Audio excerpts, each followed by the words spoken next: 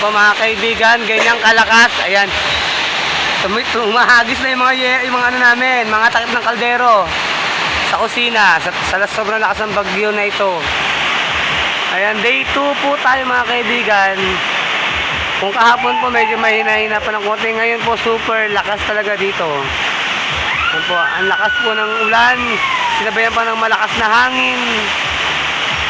Ayan po, naririnig yung hampas. Mga kaibigan, ganyan po kalakas yung hangin dito sa Kawit, Cavite. Dito po yan sa MFB, Wet and Dry Market, Kawit, Cavite, Alapan 2A. Yan, mag-iingat po tayo sa bagyo. Yan ha, magdala ka ng payong at kapote. Hindi natin alam kung hanggang anong oras to hihina at hihinto. Sa mga oras na ito, ngayon patuloy pa rin ang paghampas ng malakas na hangin, may kasamang malakas-taas na ulan. Parang yung ulap nasa baba na. Ganyan po kalakas mga kaibigan. Yan po. Ganyan po kalakas. Kaibigan. Humahampas po. Pumapasok na po yung hangin dito sa loob ng pwesto namin. Sa sobrang lakas ng hangin, dala yung ulan. Sabay na po yan na nararamdaman dito sa Kawit, Cavite. Ang mga puno sa taas. Oh, nawalan pa ng ilaw. Oh my God. Nangyari.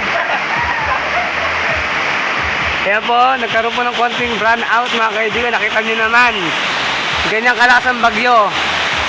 Kaya di maiwasan na mawala ng kuryente, mag-brownout sa ibang lugar, sa ibang area ng Kawit, Cavite o saan man parte ng Cavite. Ang lakas ng hangin.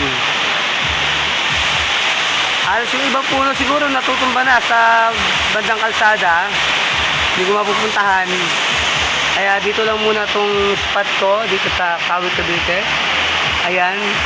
At habang ang iba ay naghihintay ng customer,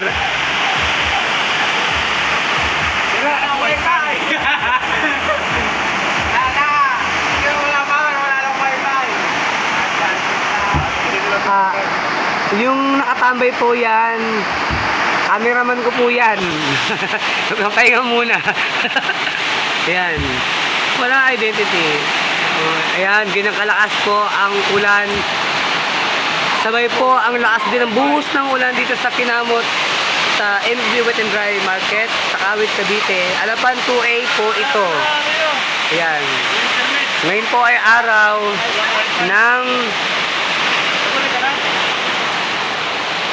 Ngayon po ay araw ng... Ano ba araw ngayon?